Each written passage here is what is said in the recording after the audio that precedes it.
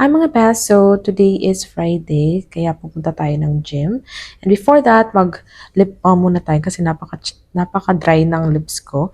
Yes, and this is my look for today. Charas, uy, diba? Ang ganda natin today. Char!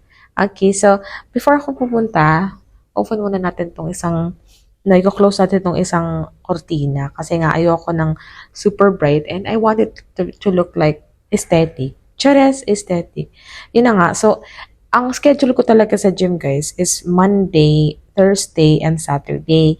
Kaya lang today, pupunta ako Friday kasi nga pagod ako yesterday, di ba? Ang lapod ng katawan ko dyan. Chares.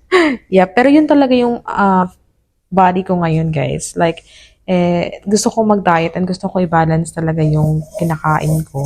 Yung weight ko lang naman is 52. Yung body figure ko lang, gusto ko talagang mabago. Like, tone it down, like yung sa ab part. Kasi may abs din naman ako before. Kaya lang, kain kasi ako ng kain. Kaya, yun, nag-fade.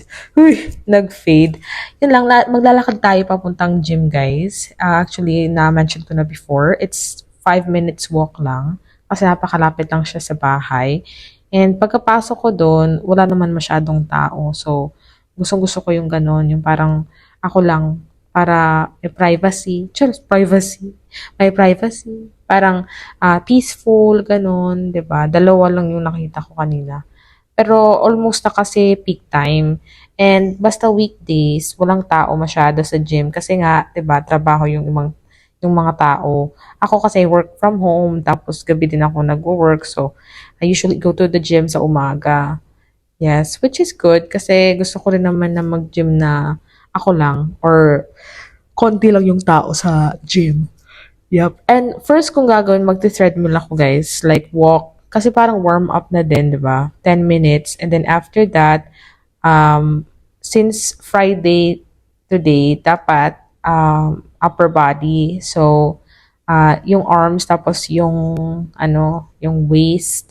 Yun yung usually ginagawa ko sa Thursday na gagawin ko ngayon kasi nga hindi ako nakapunta kahapon. Yes, and Saturday is my leg part, leg day, I mean. Leg part. Ano yung chicken? Huy! 'Di ba? Leg day. And sa Monday naman is yung sa arms ko, focus ko yung sa arms ko.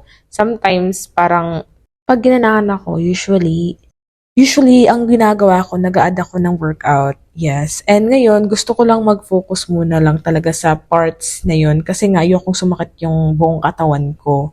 At least kapag sa arms or sa waistline ako nagfo-focus, yun lang yung sumasakit. Paminsan hindi sumasakit, parang uncomfortable na parang ano bang tawag doon? Like pamaol kung sa Bisaya, hindi ko alam kung tawag dun sa Tagalog.